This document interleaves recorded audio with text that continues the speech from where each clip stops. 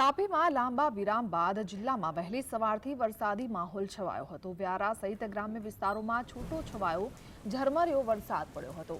આના કારણે વાતાવરણમાં ઠંડક પ્રસરી ગઈ હતી અને ખેડૂતોના ઊભા પાકને ફાયદો થયો હતો।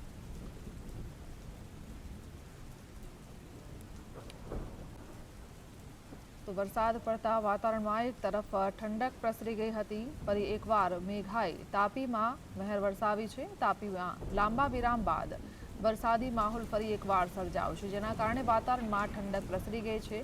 વ્યારા સહિત ગ્રામ્ય પંથકમાં છૂટો છવાયો વરસાદ થઈ રહ્યો છે। સંવાદદાતા અમિત જોડાયા છે। અમિત, વરસાદને લઈને હાલ શું જાણકારી? થોડા સમય પછી ફરી એકવાર મેઘમહેર દેખવા મળી રહી છે। તાપીના કેટલાક વિસ્તારોમાં લાંબા સમય બાદ મેઘમહેર જોવા મળી રહી છે, જેને લઈને ખેડૂતોમાં ખુશી જોવા મળી રહી છે।